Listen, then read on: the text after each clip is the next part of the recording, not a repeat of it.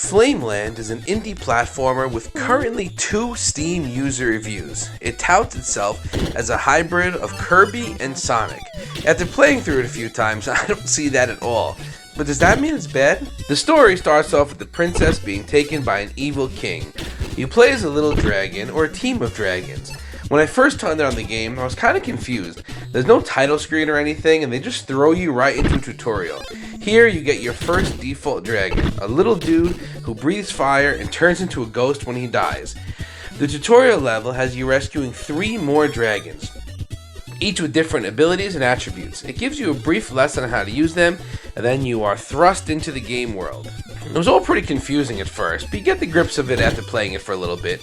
It is a really short game. A successful run will take you about 15 to 20 minutes to complete, but it is not a game that is meant to be played just once. There are 5 stages here, but really there are a lot more. A run will take you through 5 stages, but every level has you choosing a different branching path. So in order to see everything the game has to offer, you have to replay it multiple times. I played through it about 3 times. Unfortunately, most of my video didn't record, so you're just seeing my last playthrough. Each level is linear, but also open to exploration, and here is where you will find more of the replay value.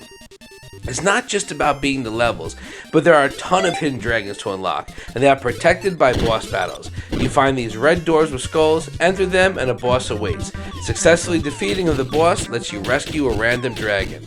The dragon abilities are really fun to recover, and there are a ton of them. I only unlocked about 10, but I think there's about 40 or so here. They come in 4 types: fire, water, wind, and electricity.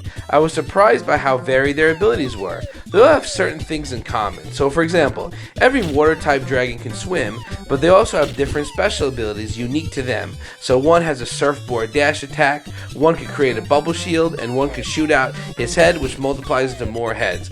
There was similar diversity among every dragon type. It was really fun unlocking them and seeing what they could do. Every individual level is relatively short to play through, but they're all loaded with gimmicks and different branching paths, so you really have to play through each one multiple times to experience the whole level. I normally don't like this, but for a game as short as this, I actually found it fun replaying the levels, trying the different branching paths, and looking for more dragons. And when you beat the game, you unlock a level select, so you can go back individually into each level and explore it to find all the secrets and hidden bosses.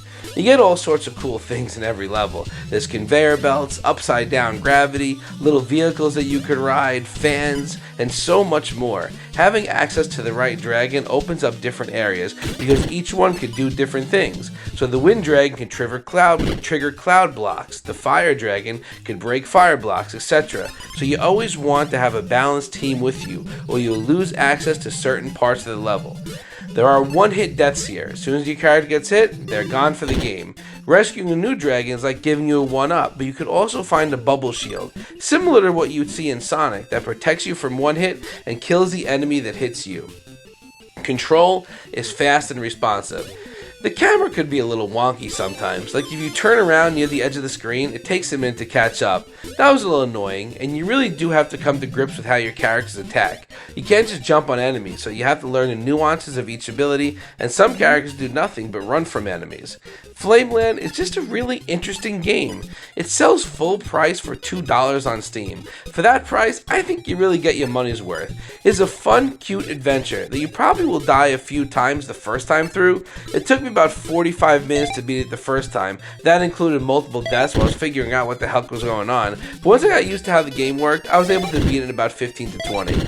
The diversity in levels and the incentives to look for different dragons makes it a game you want to replay, as they were all really fun to use. It's just a fun game, and I think it's kind of a hidden treasure, and a platformer well worth revisiting to try to find all of its secrets.